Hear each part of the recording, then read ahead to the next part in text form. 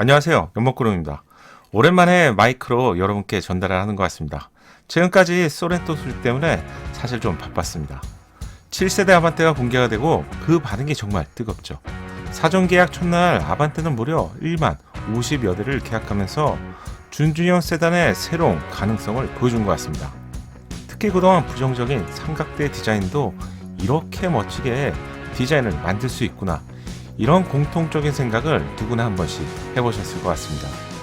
멋진 디자인은 상위 차량인 소나타와 비교하는 게시물을 자주 볼 수 있었는데, 심지어는 그랜저와도 비교하는 게시물을 종종 찾아볼 수 있었습니다.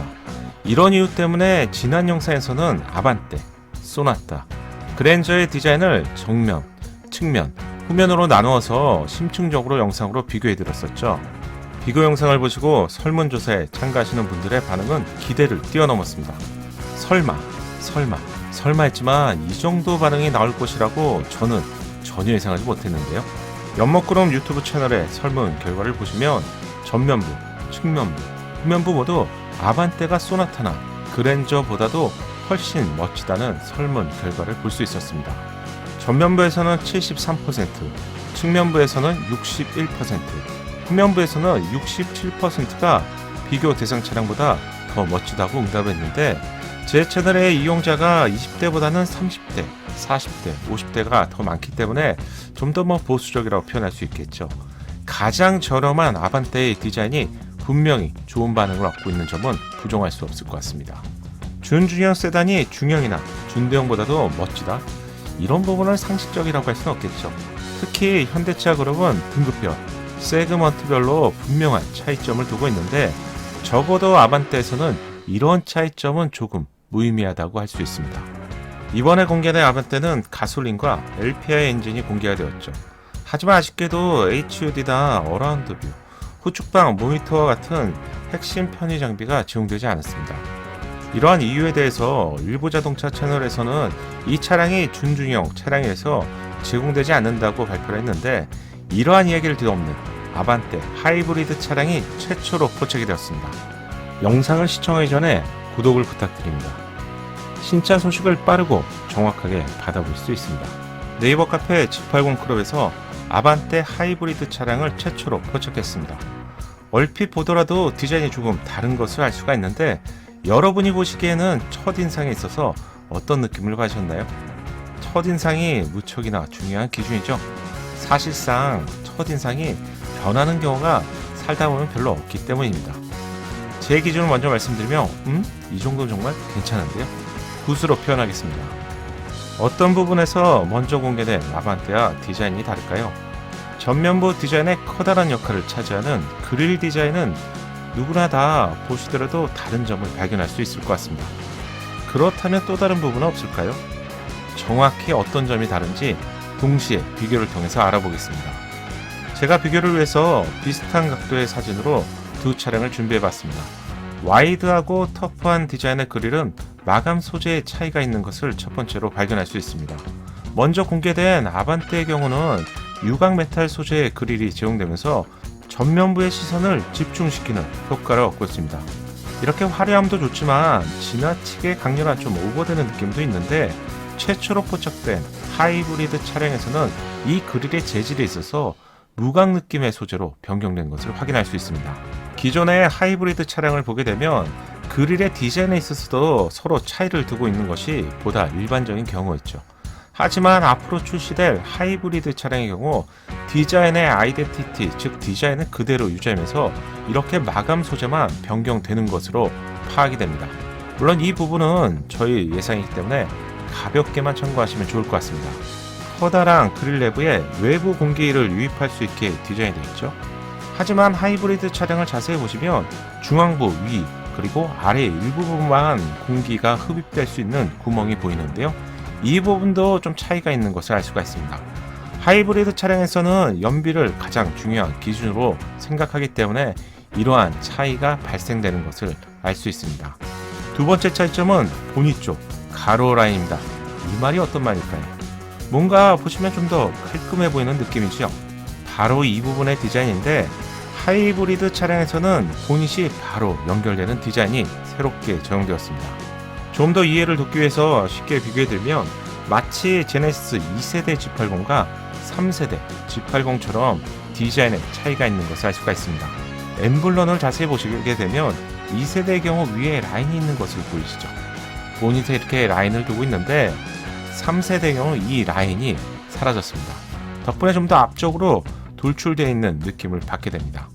또 다른 차이점이 있는데 안개 특종 디자인도 서로 다른 것을 알 수가 있습니다. 먼저 공개된 차량의 경우 해당 부위에 메탈 느낌의 긴 가니쉬를 적용했죠. 이러한 가니쉬 덕분에 강인한 느낌을 부각시키고 있지만 하이브리드 차량의 경우 범퍼와 동일한 디자인이 적용되면서 단정하고 심플한 느낌을 부각시키는 것 같습니다. 저는 이런 느낌도 깔끔해 보여서 좋은 것 같은데요. 디자인은 개인 취향에 따라서 호불호가 있는 부분이죠. 비록 화려하지는 않지만 오래 보더라도 질리지 않을 것 같은 하이브리드 차량의 디자인도 좋은 것 같습니다. 만약에 무광 페인트가 제공될 수 있다면 무광 그릴과 함께 하이브리드 차량도 멋진 매력을 발산할 것 같네요. 사이드 미러의 모습도 볼 수 있습니다. 지금까지 출시된 국내 차량 중에서 가장 폭이 얇은 디자인의 사이드 미러가 적용되었는데요. 이 부분은 신형 아반떼만의 디자인 특징이라고 할 수 있습니다. 다만 폭이 무척 좁기 때문에 좋은 시야를 제공할 수 있을지는 시승을 통해서 알아봐야 할 것 같습니다. 그런데 자세히 보시면 다른 한 가지를 발견할 수 있죠. 혹시 발견하셨나요?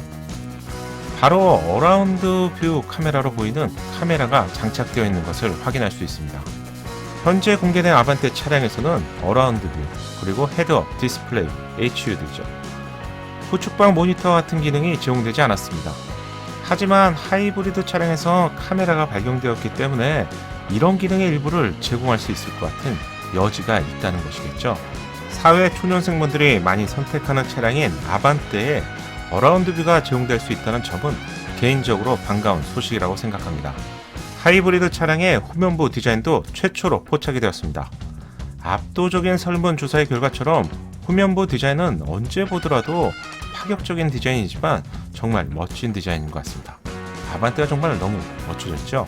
그렇다면 디자인에 있어서는 어떤 차이점이 있을까요? 카메라의 위치, 엠블럼의 위치, 테일램프를 자세히 보았는데 모두 동일한 것 같습니다. 그렇다면 차이가 없는 것일까요? 동시에 비교해 보겠습니다. 비교를 위해서 비슷한 각도에서 촬영된 사진을 비교해 봅니다. 아래 이미지는 비교를 위해서 제가 좌우를 변경했기 때문에 참고하시고요. 테스트 차량 내서 그런지 아반떼 레터링이 부착되지 않은 점을 제외한다면 동일한 것을 알 수가 있습니다. 후방 카메라의 위치와 트렁크 상부에서 제공되는 엠블럼도 완전히 동일합니다. 엠블럼 하단부에서 제공되는 트렁크 개폐 버튼도 위치와 디자인에 있어서 동일한 것을 알 수 있습니다. 현대자동차의 엠블럼인 H자 로고를 형상화한 테일램프의 디자인도 동일해 보이는데요. 아직 점등이 되지 않는 상태라서 내부 패턴이나 디자인까지도 완전히 동일할지는 추후에 한 번 더 확인해 봐야 할 것 같습니다. 후면부에서 바라본 테일램프는 여러 번 접어놓은 디자인인데 여성의 날씬한 허리를 연상시킬 정도로 굴곡이 큰 것을 발견할 수 있습니다. 정말 이 정도까지 굴곡이 크게 느꼈던 차량이 있었나요? 정말 파격적인 디자인이죠. 다양한 각도에서 차이점을 찾아봤지만 차이점을 발견할 수 없었습니다. 범퍼 하단 좌우에 부착된 리플렉터의 위치도 동일한 것을 알 수 있습니다. 자세를 낮춰서 로우 앵글에서 보니 한 가지 차이점을 발견했습니다. 어떤 차이점인지 여러분도 발견하셨나요? 아마도 이 차량은 북미형 수출 차량인 것으로 보입니다. 이유는 북미형에서만 적용되는 후면 범퍼 중앙 하단부에 붉은색으로 점등된 마커 부분을 발견할 수 있죠. 북미형에는 옐로우 색상의 사이드 마커, 차폭등하고요. 그리고 후면부에는 이렇게 붉은색 점등이 의무 규정으로 되어 있기 때문입니다. 이번 영상에서는 최초로 포착된 아반떼 하이브리드 차량의 외부 디자인을 중점으로 살펴봤는데요. 아마도 제 예상에는 실내 디자인도 계기판을 포함해서 약간의 차이가 있을 것으로 예상됩니다. 추후 영상에서는 어떤 부분이 또 다른 부분이 있는지 함께 알려드리겠습니다. 좋은 정보를 제공해주신 네이버 카페 G80 클럽에 감사드립니다. 멋진 디자인의 아반떼가 출시가 되면서 준지형 세단 시장이 마치 다시 살아날 것 같은 그런 분위기가 느껴집니다. 이번에 공개된 아반떼는 하반기에 출시될 투싼의 디자인을 기대하게 만드는데요. 어쩌면 당연한 것이겠죠. 아반떼와 투싼에 있어서 두 디자인이 비슷하기 때문입니다. 투싼의 소식도 오후까지 영상으로 알려드렸는데 궁금하신 분들이라면 채널을 참고하시고요. 다음 영상에서는 문의가 그동안 많았던 앞으로 출시될 신차의 소식을 한 번에 정리해드리겠습니다. 연목그룹의 신차 정보가 작은 도움이 되셨나요? 국내에서 신차 소식을 빠르고 정확하게 보고 싶다면요, 구독을 부탁드립니다. 공간과 알림 설정까지 하시면요, 편하게 받아보실 수 있죠. 감사합니다.